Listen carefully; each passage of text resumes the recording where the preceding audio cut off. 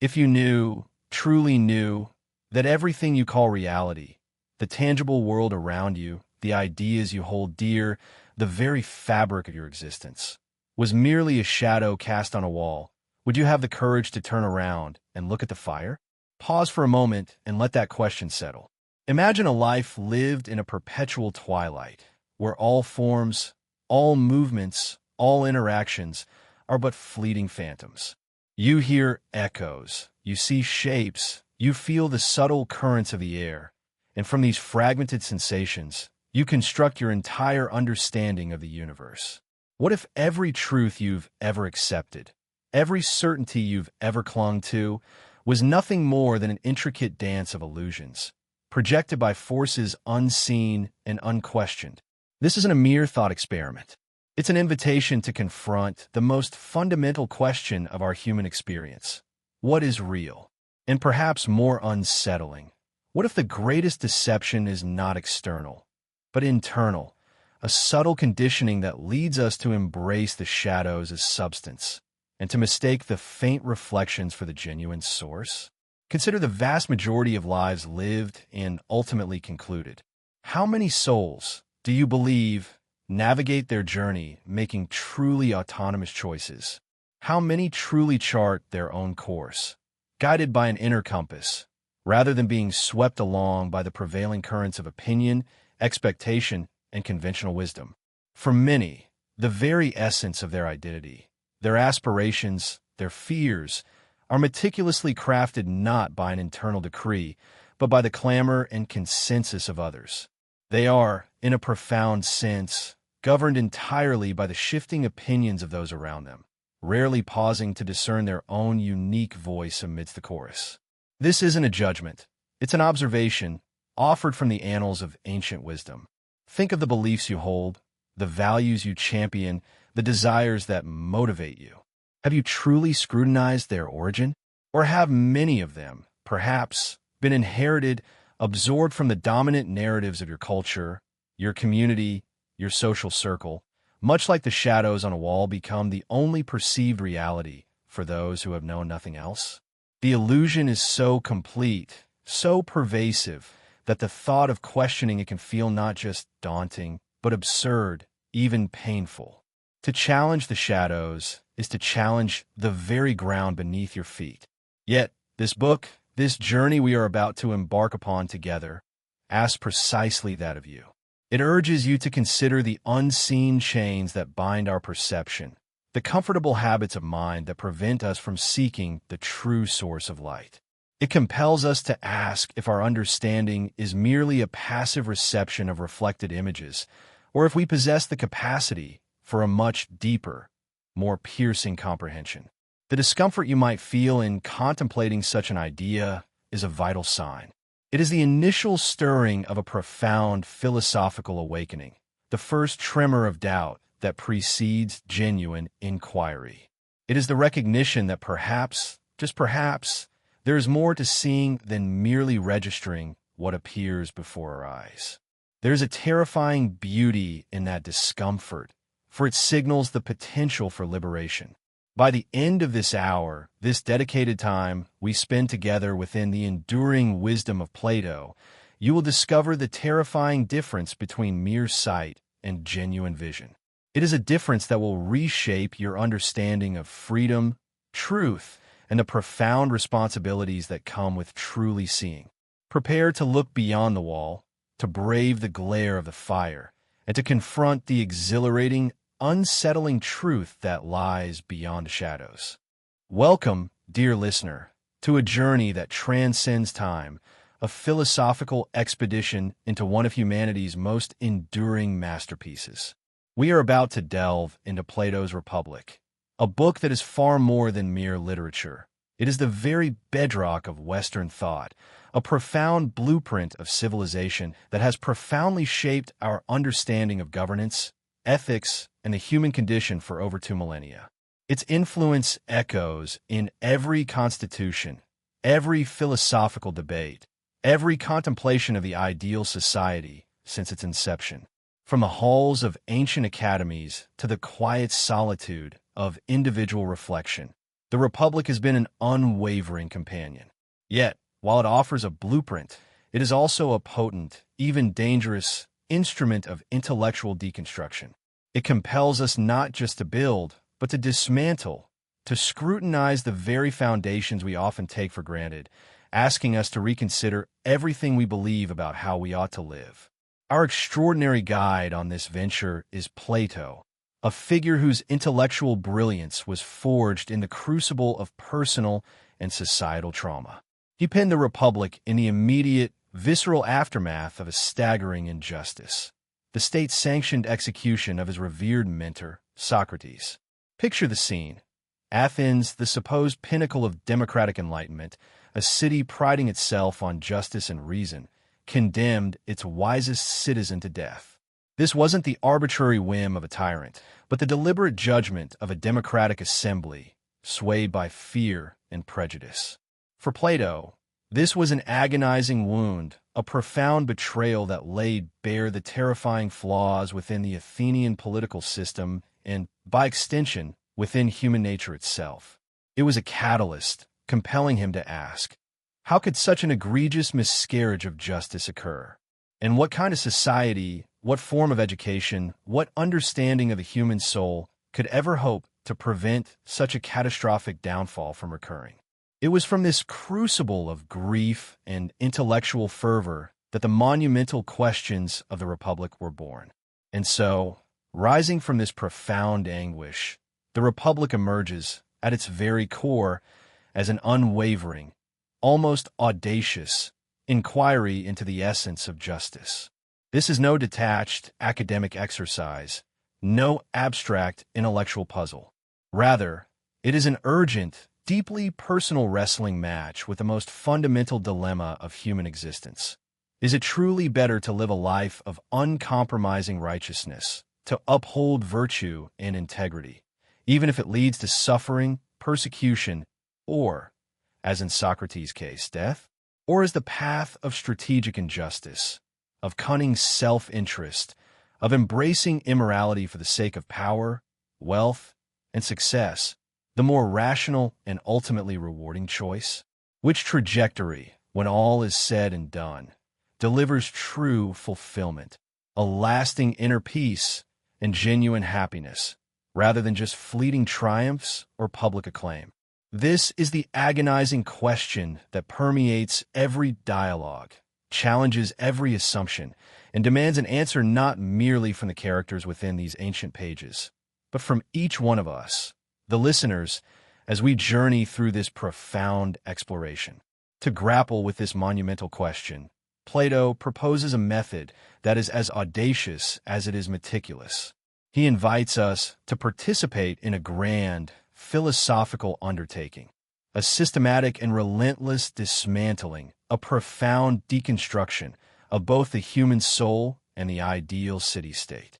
We will not merely skim the surface. We will delve deep, taking apart, piece by painstaking piece, the intricate machinery of our individual selves. We'll examine our conflicting desires, the guiding force of our reason, the wellspring of our spirit, seeking to understand their interplay, their potential for harmony, and their capacity for destructive discord. Simultaneously, we will embark on an imaginative feat, constructing, from its foundational principles, a perfectly just city, a theoretical utopia. We will scrutinize its political architecture, its educational philosophy, its very social fabric.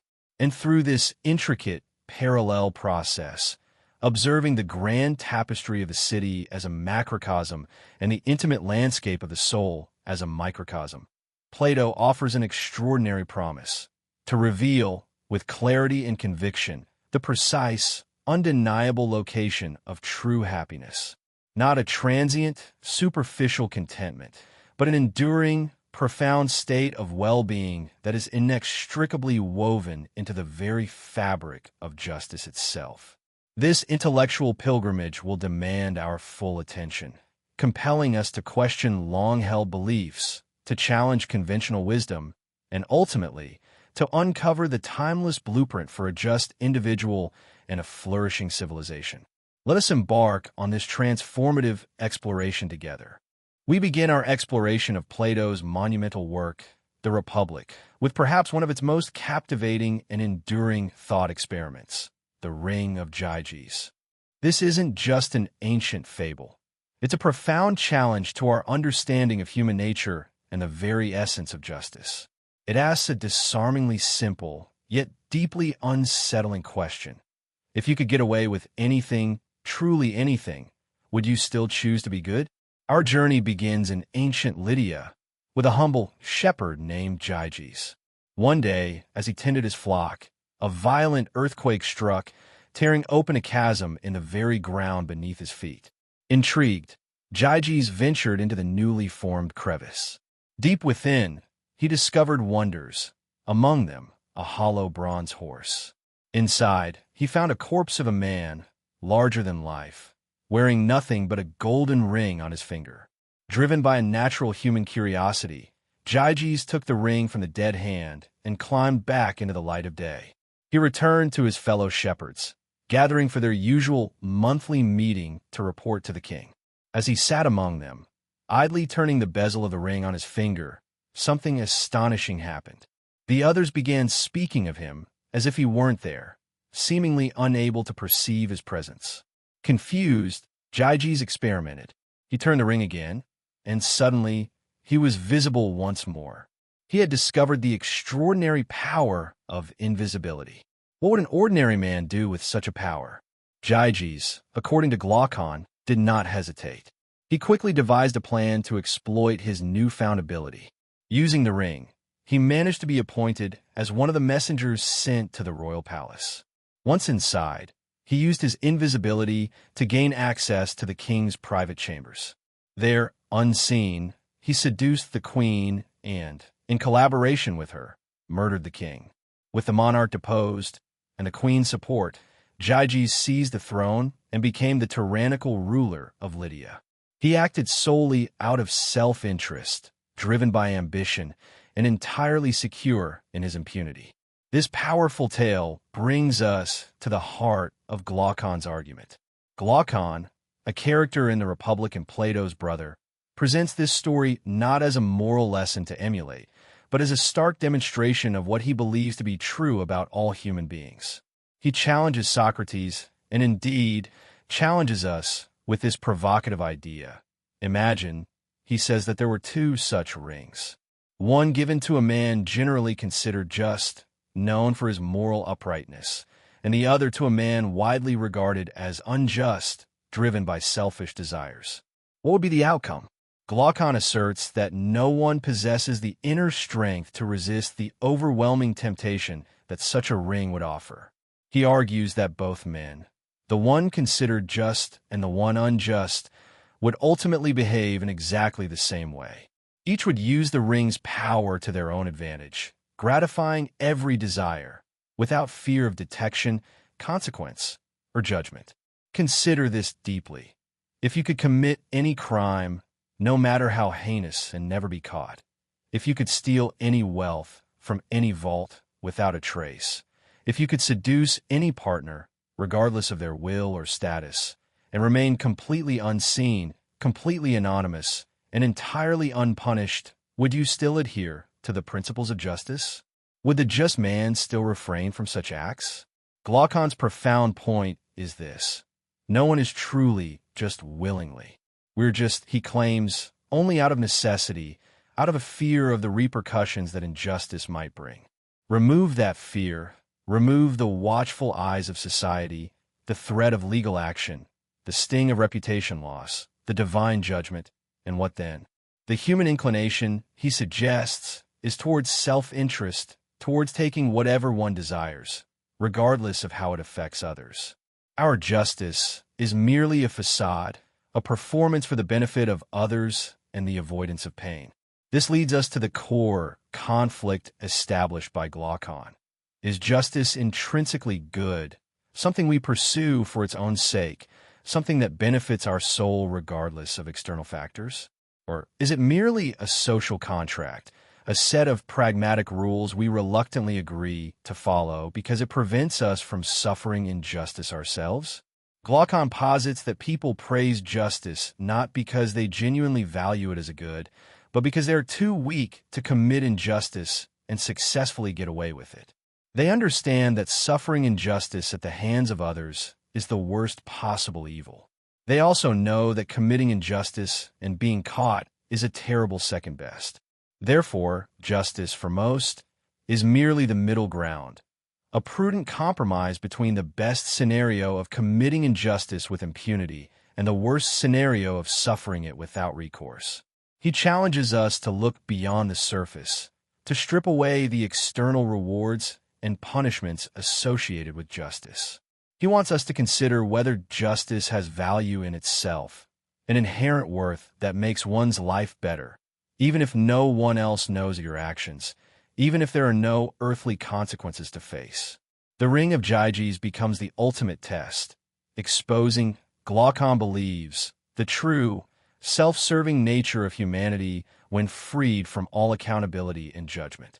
This is the formidable challenge Glaucon lays before Socrates, to prove that justice is not just a useful illusion, not merely a tool to avoid suffering, but a fundamental, internal good that benefits the individual, making their soul better, regardless of whether others see it, or whether it brings external reward or punishment.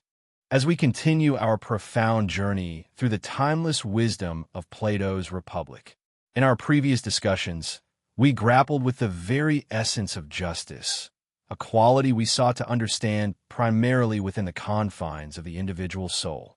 Yet, as we pressed deeper, seeking to illuminate this elusive virtue, a methodological challenge presented itself.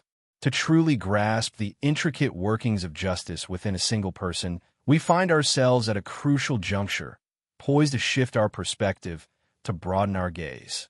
Imagine, if you will, being presented with a text written in the smallest, most intricate script imaginable. The letters are tiny, densely packed, and to decipher their meaning, to truly read and comprehend the message, would require immense effort, perhaps even a magnifying glass.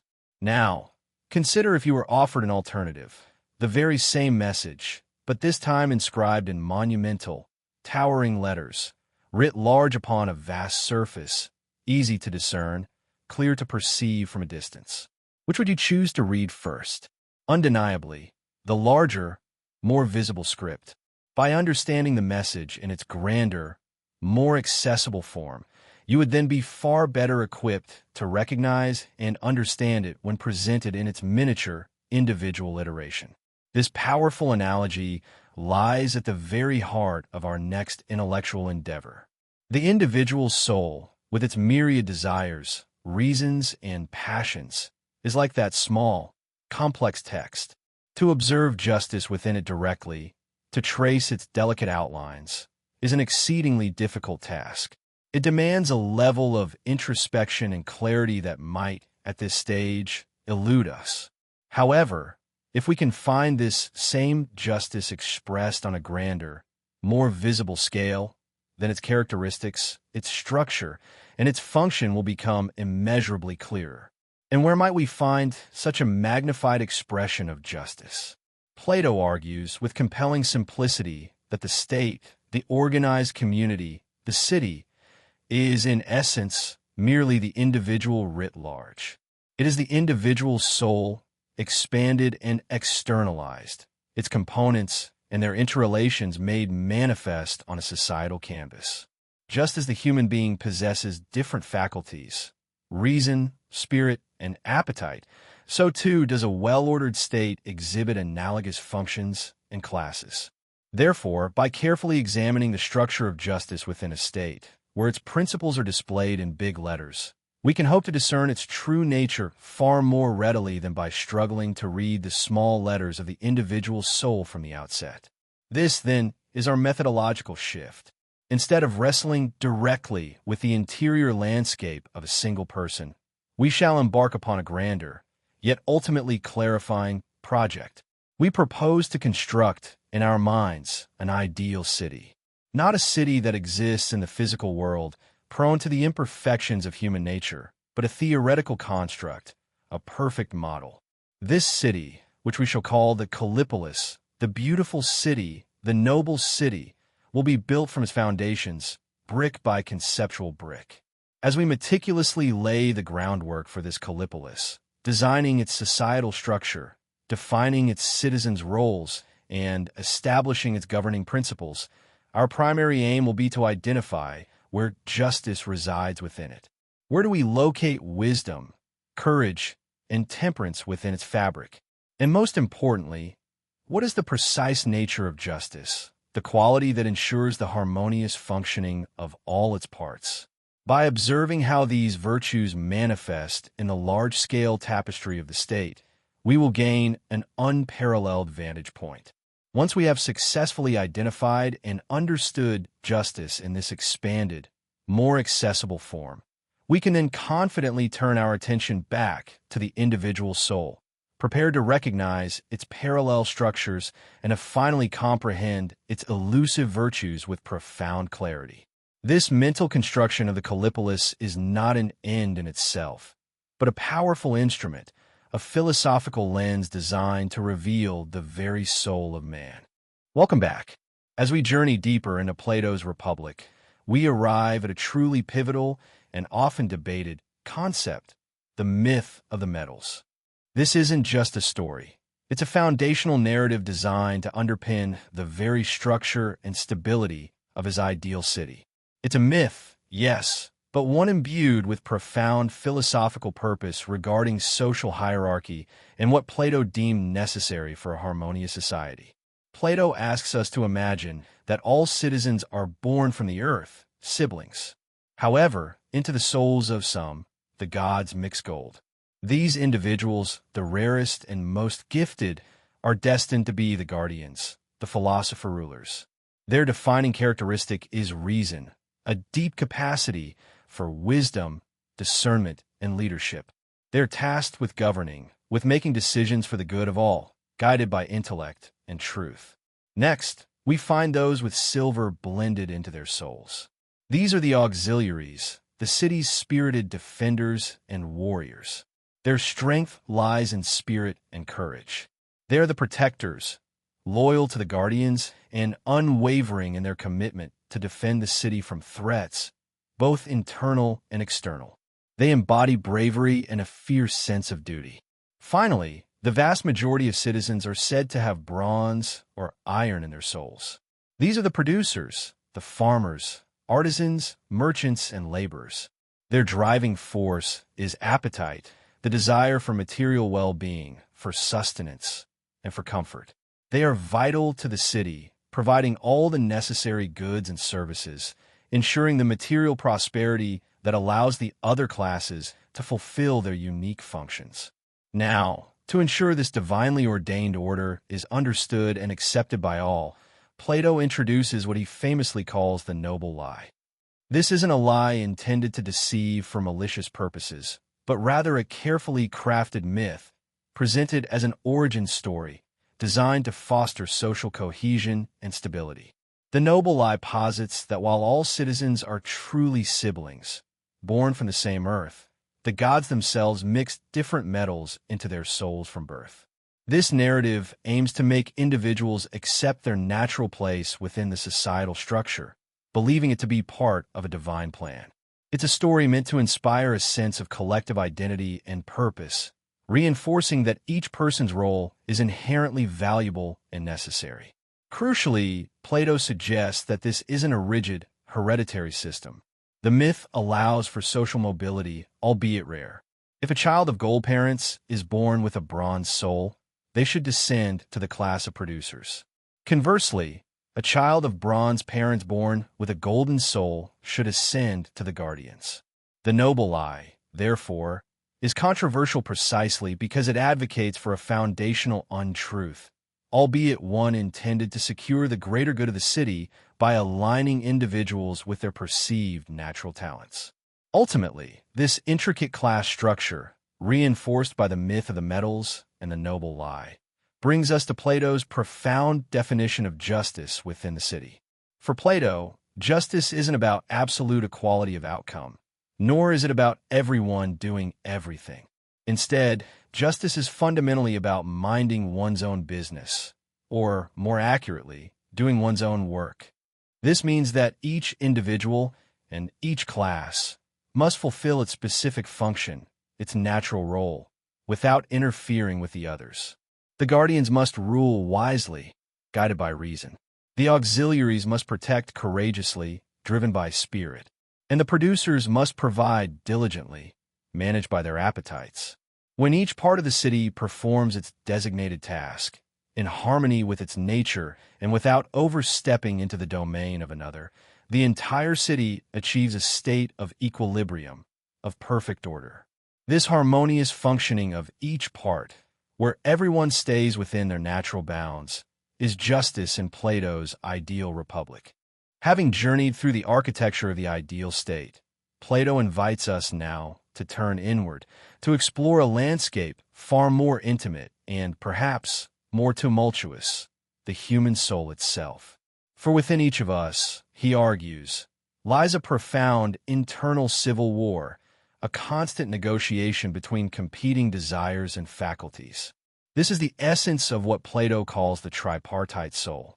Imagine, if you will, mapping the very structure of the ideal city we've discussed directly onto the individual person. In this profound analogy, the three distinct classes of our city correspond precisely to three parts of a human soul. First, at the very top, much like the philosopher kings who govern the city with wisdom and foresight, we find reason. This is the rational, calculating part of our mind, residing metaphorically in the head. Reason seeks truth, understands consequences, and strives for what is good and beneficial in the long term. It is our capacity for logical thought, for deliberation, and for making sound judgments.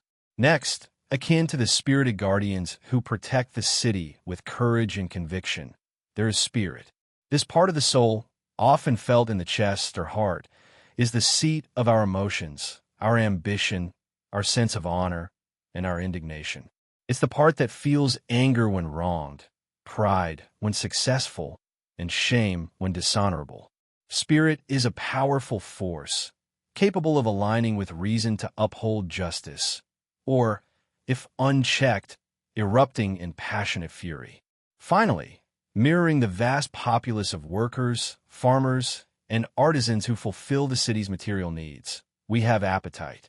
Residing in the gut, this is the largest and most potent part of the soul, representing our most basic biological urges and desires. Hunger, thirst, sexual desire, and the craving for material possessions all fall under the domain of appetite.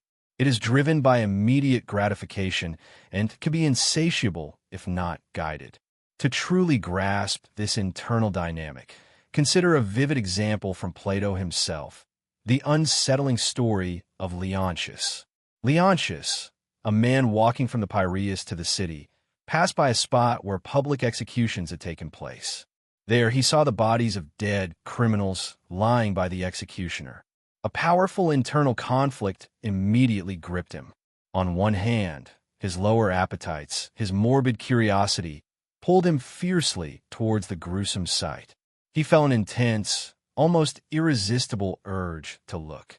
Yet, at the very same time, another part of him, his spirit, perhaps fueled by shame or disgust, rebelled against this base desire. He knew it was wrong, indecent, perhaps even dangerous, to indulge such an urge. For a time, Leontius struggled, covering his eyes, fighting against himself. Finally, overwhelmed by the insistent pull of his appetite, he burst out in frustration. "Look for yourselves, you wretched things. Take your fill of the beautiful spectacle." And with that, he succumbed, forcing himself to gaze upon the corpses. Leontius's painful internal conflict, this wrestling match between urges and disgust, reveals the very nature of our tripartite soul in action. His desire to look was appetite. His shame and disgust, the part that fought against it, was spirit, attempting to align with an unexpressed rational judgment. What, then, is the mark of a truly healthy soul? Plato argues it is not the eradication of our appetites, nor the suppression of our spirit, but rather the establishment of the correct hierarchy. Mental health, in this sense, is achieved when reason, our wise leader, takes its rightful place at the helm. Reason must rule, guiding and directing our choices with wisdom and foresight. And reason doesn't operate alone. It needs a strong ally, spirit. Just as the guardians defend the city, spirit acts as the loyal enforcer of reason's commands, providing the courage and conviction needed to control our often insatiable appetites. Spirit can be channeled to resist temptation, to stand firm in our principles, and to pursue higher goals, all under reason's careful guidance. When these three parts exist in harmony, with reason at the helm, spirit as its noble ally, and appetite willingly submitting to their joint authority, then the soul achieves balance, virtue, and inner peace. This is the internal justice, the individual well-being that mirrors the ideal state, a state free from the chaos of its own civil war. This is the blueprint for a truly just and flourishing human life.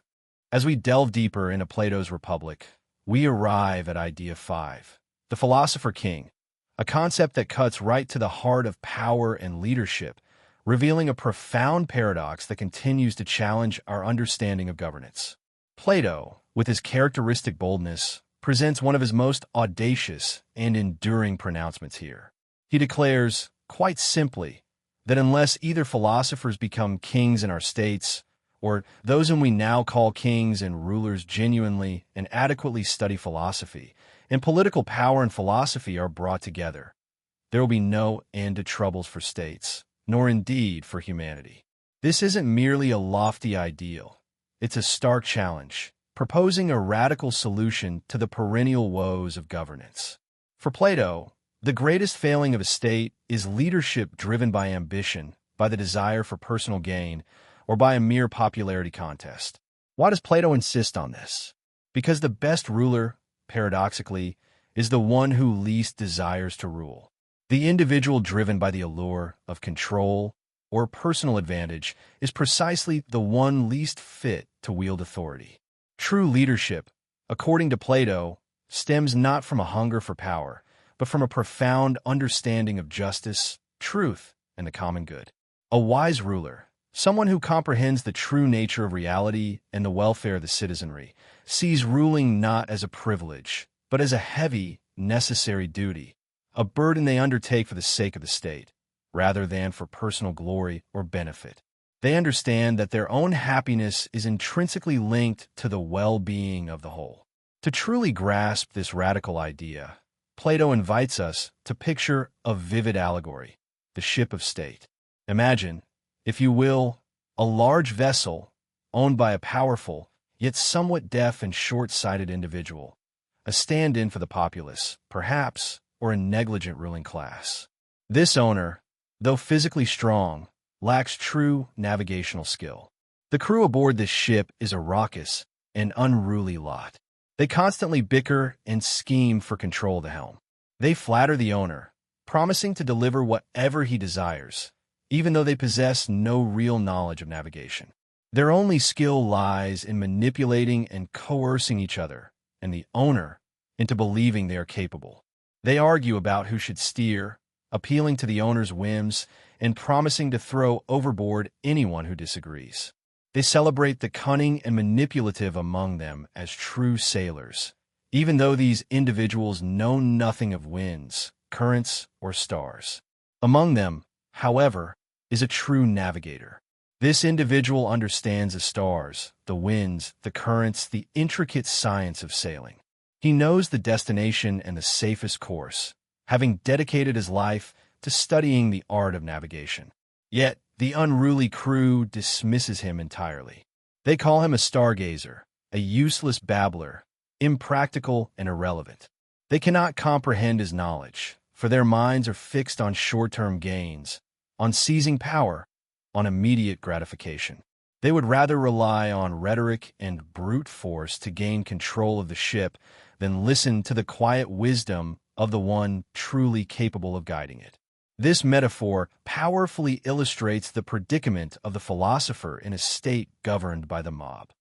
The true statesman, like the navigator, possesses specialized knowledge, not of the seas, but of justice, virtue, and the ideal functioning of society. He knows the true course for the state's well-being. But the masses, swayed by rhetoric, superficial appeals, and the clamor of self-interest, fail to recognize or value this profound wisdom. They prefer those who promise them whatever they want, rather than those who offer them what they truly need. In their ignorance, they mistake flattery for leadership and cunning for capability. Ultimately, Plato's Philosopher King isn't about imposing intellectual tyranny. It's a call for leadership rooted in wisdom, knowledge, and an unwavering commitment to the good of the whole, rather than the fleeting desires of the many or the selfish ambitions of the few. It reminds us that until those who genuinely understand the deepest truths about humanity and society are entrusted with the rudder of the state, or until our leaders dedicate themselves to such profound understanding, the ship of state will continue to drift, subject to every storm and every misguided whim. The paradox remains. The greatest leaders are those who seek not power, but truth, and in doing so, earn the right to guide. Welcome back to our exploration of Plato's profound work, The Republic. Today, we delve into one of its most pivotal and often debated concepts, the theory of forms. This idea, for Plato, forms nothing less than the metaphysical foundation of true knowledge itself, revealing how we can move beyond mere opinion to grasp eternal truth. Consider for a moment the many beautiful things we encounter in our daily lives. A striking sunset, a captivating piece of music, a selfless act of kindness. Each of these can be called beautiful, yet their beauty is often fleeting. The sunset fades, the music ends, the act is complete. Moreover, what one person finds beautiful, another might not. Their beauty is imperfect, temporary, and subject to change and perspective. But Plato invites us to ask, is there not something more fundamental to beauty? Is there an ultimate, perfect, unchanging essence of beauty itself? He argues that while all these individual beautiful things are transient and imperfect, they somehow partake in a single, eternal, and absolute form of beauty that exists independently of them. This form is not a physical object we can see or touch, but a perfect, intelligible pattern or blueprint in a realm beyond our senses. This distinction is crucial. When we see a beautiful horse, we are observing a particular horse that reflects the universal form of horse and also the form of beauty. The individual horse may grow old or even cease to exist, but the perfect form of horse or the form of beauty remains eternal and unchanging. This applies not only to tangible objects, but also to abstract concepts like justice, courage, or goodness. While we encounter many just acts or courageous people, Plato contends there is an absolute, perfect form of justice or courage that defines what these qualities truly are. Now, you might wonder, how do we access or understand these perfect, eternal forms if they exist beyond our physical world? Plato famously illustrates this through his sun analogy. Imagine our physical world, where objects are seen thanks to the light of the sun. The sun is not the objects themselves, nor is it our eyes, but it is the source that makes sight and vision possible, allowing us to perceive the world around us. In a remarkably similar way, Plato suggests that in the intelligible realm of forms, there is a supreme form, which he calls the good. Just as the physical sun illuminates objects and makes them visible to our eyes, the good illuminates the other forms, like beauty, justice, or truth, making them intelligible and knowable to our minds. It is the ultimate source of all reality, truth, and understanding, giving the forms their existence and allowing our intellect to grasp them. Without the light of the sun, we see nothing. Without the illuminating power of the good, our minds cannot truly comprehend the forms. This profound understanding of the forms, especially the good, has critical implications for the ideal society Plato envisions. He argues that true leaders, the philosopher kings of his republic, must not be content with merely observing the shadows of practical politics. These shadows include the ever-changing opinions of the populace, the fleeting demands of the moment, the superficial facts, and the immediate, often short-sighted, advantages. Instead, a true leader must ascend beyond these appearances. They must strive to understand the eternal, unchanging forms of justice itself, goodness itself, and the very nature of the ideal state. Only by grasping these fundamental truths, illuminated by the good, can a leader govern with genuine wisdom, foresight, and unwavering principle.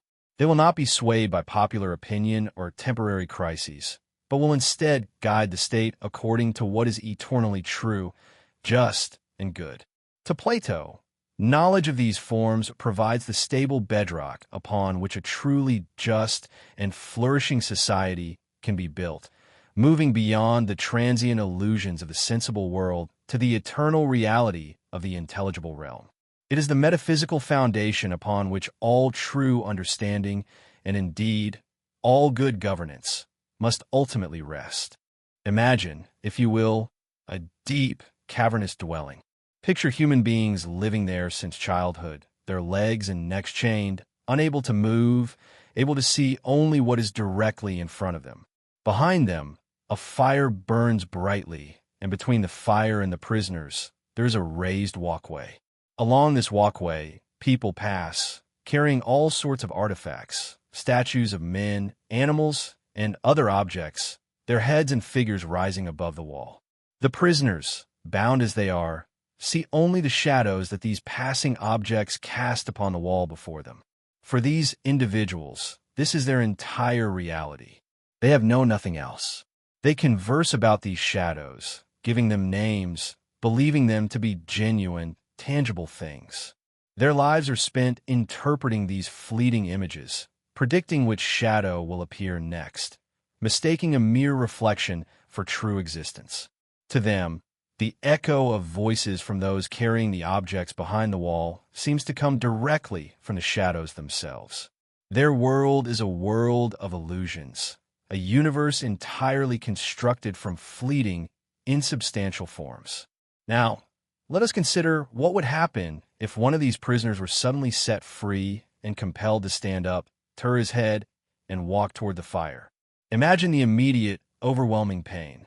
The bright flames would sting his eyes, causing him to recoil, to try and turn back to the comforting familiarity of the shadows.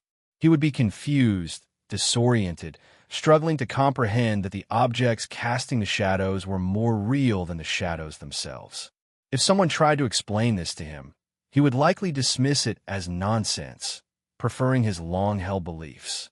But suppose this newly freed individual were then dragged, by force, up a rough, steep path, out of the cave and into the blinding light of the sun. The ascent would be agonizing. His eyes, accustomed only to the dimness, would be filled with pain, unable to tolerate the sudden brilliance. He would want to turn away, to retreat into the comforting darkness. Yet, slowly, gradually, his eyes would begin to adjust. First, he would be able to discern shadows on the ground outside, then reflections in water. Next, he would see the objects themselves, the trees, the flowers, the animals. He would look at the stars and the moon in the night sky. And finally, after immense effort and adaptation, he would be able to gaze directly at the sun itself. He would understand that the sun is the source of all light, the creator of the seasons, the giver of life, and the ultimate cause of everything he had ever seen, both inside and outside the cave. This, then, is the journey from ignorance to enlightenment, from a world of illusion to the breathtaking reality of truth. He would realize that the life he lived in the cave was a delusion, and he would pity his fellow prisoners. What then? Having experienced such profound understanding and enlightenment, would he not want to return to his friends to share this incredible truth? But picture his return, descending back into the cave, his eyes now unaccustomed to the darkness. He would stumble. He would struggle to see the familiar shadows that were once his entire world. The other prisoners would find him clumsy, foolish, unable to navigate their shared reality. When he tried to explain what he had seen, what true reality was, they would mock him. They would say his journey had ruined his eyes, that the outside world had blinded him and made him mad. If he then tried to liberate them, to break their chains and lead them toward the light, they would resist. They would fear the unknown, cling fiercely to their comforting illusions. And if he persisted, if he tried to drag them out into the sun, they would become enraged. So great would be their attachment to their perceived reality, so deep their fear of the truth he represented, that they would try to seize him and kill him. This is the profound tragedy of the enlightened man, misunderstood and persecuted by those still content in their ignorance, for whom the shadows remain their unquestioned truth. Welcome back to our exploration of Plato's Republic. In this eighth idea, we delve into a concept that remains profoundly relevant today: education and censorship, or as we might frame it, programming the mind for virtue. Plato envisioned an ideal state, and at its very heart lay the rigorous education of its future leaders, the guardians. He believed that shaping the soul of these individuals was paramount, far more important than any military strategy or economic policy. Their training was meticulously designed, focusing on two key pillars: gymnastics for the body and music for the soul. Think of gymnastics not merely as physical exercise, but as a discipline to forge a resilient, healthy, and courageous body. It was about developing strength, stamina, and grace, yes, but also about instilling self-control, endurance, and a warrior spirit. A weak or undisciplined body, Plato argued, could never house a truly strong and virtuous mind. The body needed to be tempered and controlled, ready to serve the higher faculties of reason. Yet, even more critical was the education of the soul through music. Here, Plato used music in a far broader sense than just melodies and harmonies. It encompassed literature, poetry, stories, drama, and indeed, all forms of artistic expression that could influence one's character. This was the true training ground for virtue. Exposure to the right kinds of stories, the right melodies, the right rhythms, was believed to instill harmony, courage, moderation, and justice directly into the soul.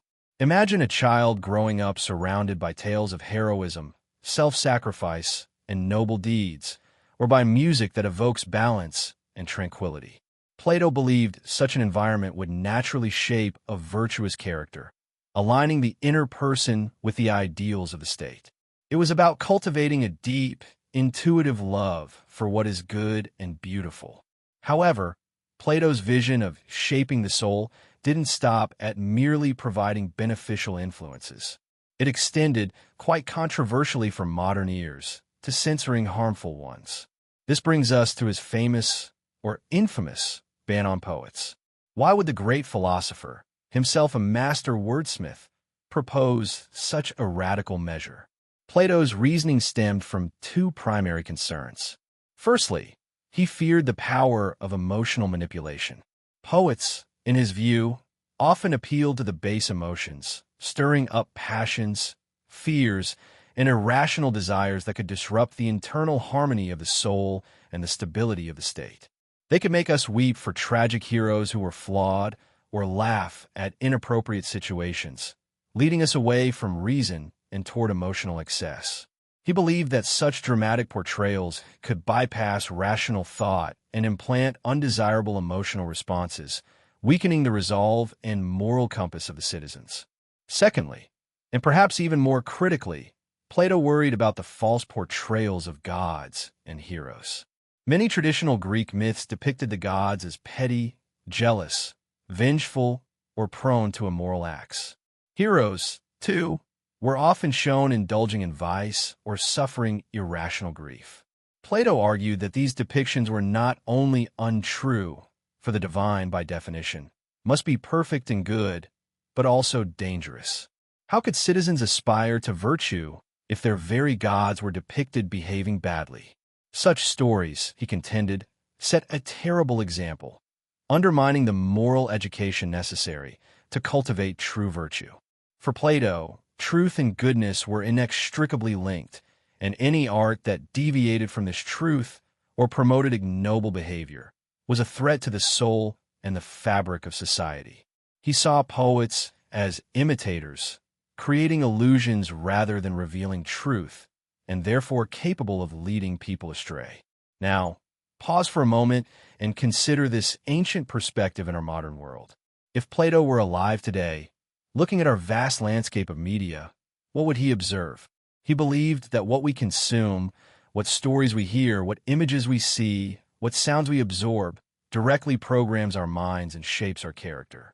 So, what music, what art, what media, indeed, what narratives and influences are programming your soul today?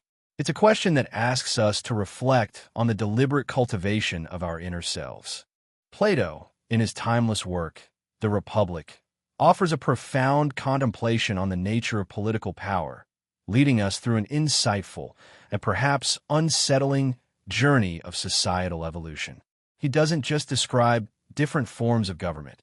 He presents an inherent, almost cyclical, tendency towards political decay within civilizations.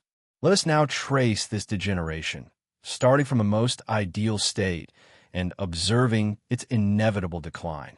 Our journey begins with aristocracy, the rule of the best.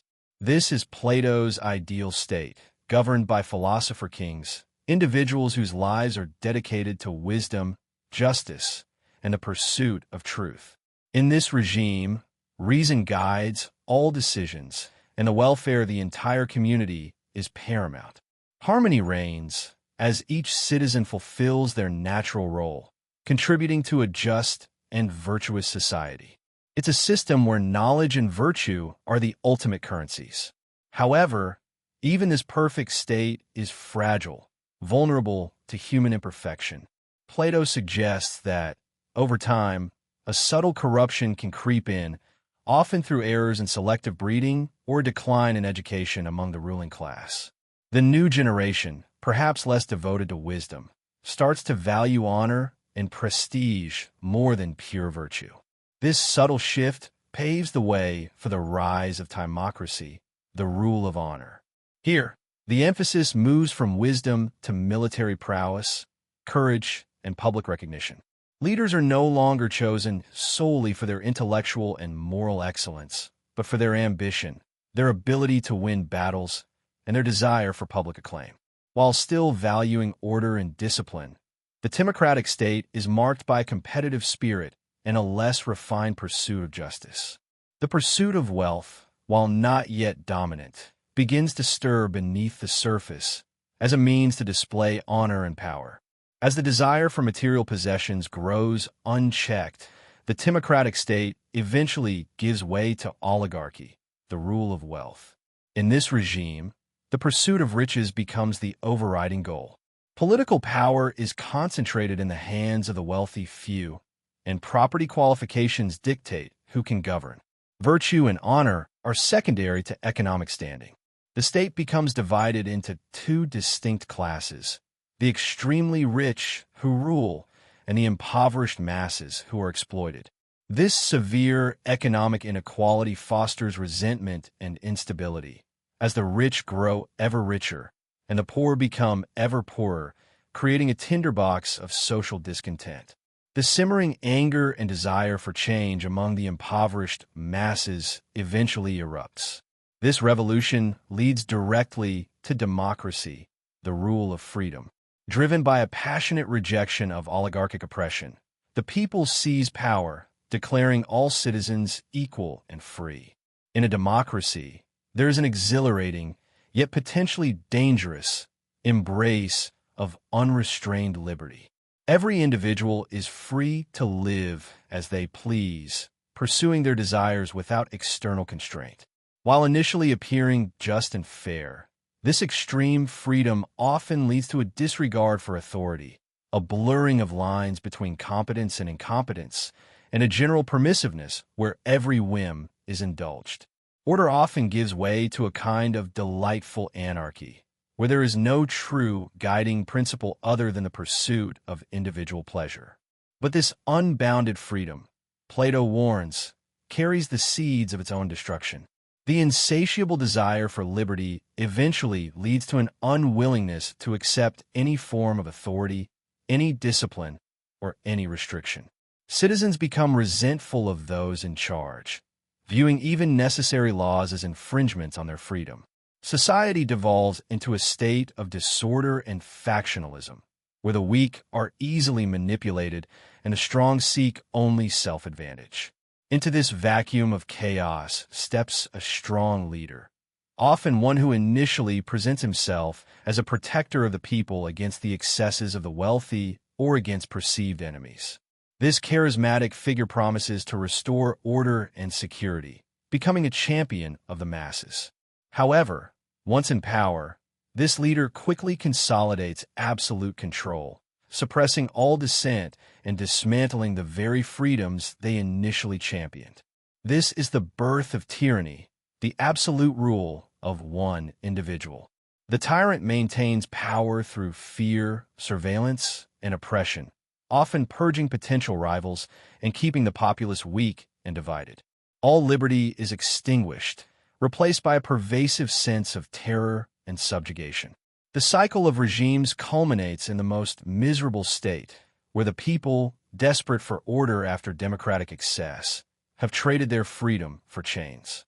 And so, Plato reveals the cyclical nature of history.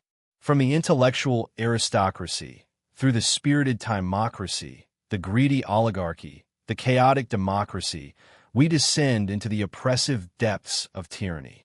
Yet, he implies that even tyranny, in its own extremity, may eventually sow the seeds of future change, perhaps leading to another aspiration for a better state, or even a return to an earlier form, only for the cycle to begin anew. It is a powerful and sobering vision of political destiny, urging us to understand the forces that shape and ultimately undermine even the most noble aspirations of human society. As we continue our journey through Plato's enduring masterpiece, The Republic, we now arrive at a particularly thought-provoking discussion, an exploration he titles Idea 10, The Critique of Democracy. Here, Plato presents a compelling, even unsettling argument that excessive freedom, paradoxically, can be the very path leading to its opposite, a state of profound enslavement. To understand this, we must first glimpse the soul of what Plato calls the democratic man. Imagine a life lived without a guiding star, where every impulse, every fleeting desire, holds equal weight. There is no hierarchy of wants, no distinction between the noble and the base, the essential and the trivial. For the democratic man, true discipline becomes a forgotten art. He drifts, not with the controlled current of a purposeful river, but like a leaf upon a chaotic stream, veering from one passion to another, believing himself free precisely because he submits to no internal master. He might pursue philosophy today, music tomorrow, then politics or business the day after, all with equal, though fleeting, enthusiasm. In his soul, there is no fixed north, no enduring purpose to anchor his choices. Every desire, whether for health, wealth, or fleeting pleasure, is treated as equally valid, equally deserving of pursuit, with no voice of reason to prioritize or restrain. Now, envision a society populated largely by such individuals. When the spirit of unbridled, undifferentiated freedom takes hold of an entire polis, a city-state, the consequences begin to unfold. The very bedrock of order, the distinction between good and bad, essential and superfluous, starts to erode. A boundless pursuit of liberty becomes the ultimate, unchallengeable virtue. Every form of authority is questioned, every tradition disdained, every restraint resented. The populace grows accustomed to an abundance of choice and an absence of genuine responsibility, mistaking license for true liberty. In this climate, where liberty is worshipped above all else, where authority is viewed with suspicion and every constraint is seen as an affront, society inevitably begins to fray. The pursuit of endless personal freedom leads, paradoxically, to a kind of collective aimlessness and, eventually, profound instability. People grow weary of the constant flux, the endless debate, the perceived inefficiencies of true democracy. The clamor of competing voices, each demanding their share of freedom and resources, eventually creates a deafening cacophony. It is at this critical juncture that a dangerous hunger begins to manifest within the populace. A yearning for a strong hand, a decisive leader, someone who promises to restore order, to cut through the noise, and to deliver on their myriad, often conflicting desires. They begin to look for a champion, someone who seems to embody their collective frustrations and aspirations. They are exhausted by the responsibility of true freedom and crave the simplicity of a single, powerful will. And here, Plato issues his direst warning. For it is precisely then that a figure emerges, outwardly appearing as their protector, their savior, the very embodiment of their desires. Yet, beneath this carefully crafted facade, lurks the cunning of a wolf. This individual, often a demagogue, skilled in manipulating public sentiment, makes lavish promises. They vow to champion the people against perceived enemies, to redistribute wealth, to eliminate the elites, and to restore a mythical golden age. They feed on grievances, amplify divisions, and portray themselves as the only viable solution to the chaos that has been allowed to flourish. Blinded by the promise of security and the allure of a charismatic leader who speaks directly to their raw, untamed desires, the people, in their thirst for a swift resolution, unwittingly hand over their power. They elevate this protector to a position of absolute authority, believing they are securing their freedom, when in fact they are forging their own chains. Their democratic right to choose becomes the very instrument of their downfall. And so, Plato reveals the profound and tragic irony. The very system designed to maximize liberty, when taken to its extreme, becomes the unwitting cradle for its most fearsome adversary. Tyranny, he declares, is not an alien invader, but the natural, chilling offspring of an unrestrained democracy. This is not merely a political transition, it is a spiritual one. The leader, once a champion, quickly sheds the disguise. All dissent is crushed, liberties are curtailed under the guise of security, and the very people who elected him find themselves utterly subjugated, no longer free citizens, but enslaved subjects. The chaotic freedom they once cherished is replaced by a rigid, oppressive order, imposed by the very hand they empowered. Thus, the wheel turns full circle. The society that worshipped freedom above all else finds itself stripped of it entirely, living under the iron fist of a single ruler. The initial promise of boundless liberty has transmuted into the bitter reality of absolute servitude. Plato's critique serves as a timeless, sobering reminder that the pursuit of freedom, untempered by wisdom, discipline, and a clear understanding of virtue, can tragically lead not to liberation, but to the most profound and suffocating form of slavery. Welcome back to our exploration of the human soul and the nature of justice.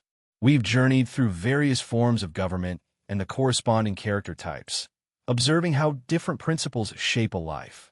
Now we arrive at the most extreme example, the very antithesis of our philosopher king, the tyrannical soul.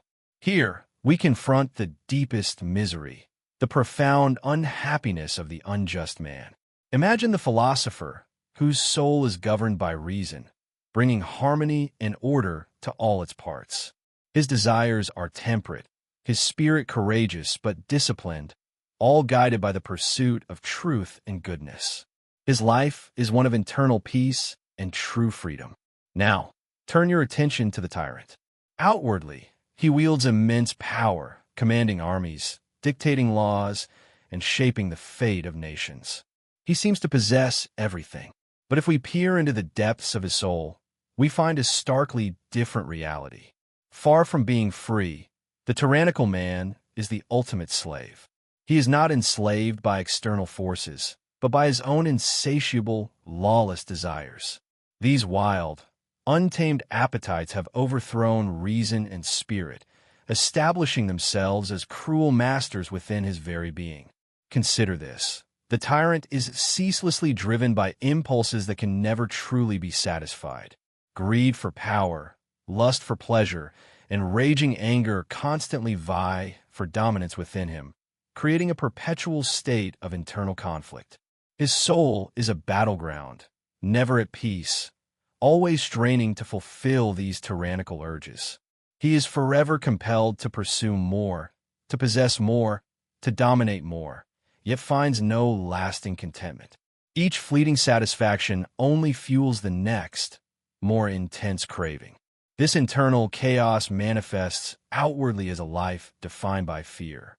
The tyrant, who subjugates others, lives in constant dread of everyone around him. He fears his own citizens, his guards, his former friends, and even members of his own household. He trusts no one, for he knows that he himself is untrustworthy and projects this same deceitfulness onto all others. His paranoia is absolute, a pervasive shadow over every waking moment. He builds walls not only around his palace, but within his heart, isolating himself utterly. Consequently, the tyrannical soul is incapable of genuine friendship or true love.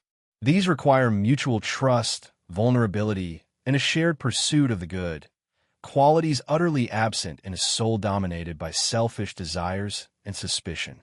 He may surround himself with flatterers or those who serve his immediate needs, but true connection eludes him.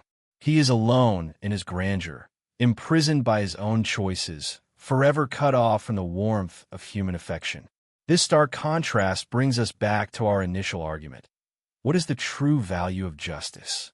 Is it truly better to be just and poor than to be a tyrannical ruler with the world at your feet? Our journey through the tyrannical soul provides a resounding answer. We see that the unjust man, even when appearing to possess everything, is condemned to a life of profound misery, internal servitude, fear, and isolation. He is never truly free, never truly content. Therefore, we can conclude with absolute certainty that it is unequivocally better to be just, even if one possesses little of the world's material wealth. The just person, whose soul is ordered by reason, lives in harmony, experiences true freedom from internal conflict, fosters genuine connections, and knows peace. The tyrant, despite his outward power, lives a life of constant torment. The unjust man may appear to triumph, but in the most important realm, the soul itself, he suffers the ultimate defeat. Justice, then, is not merely a social convenience, but the very foundation of a truly good and fulfilling life.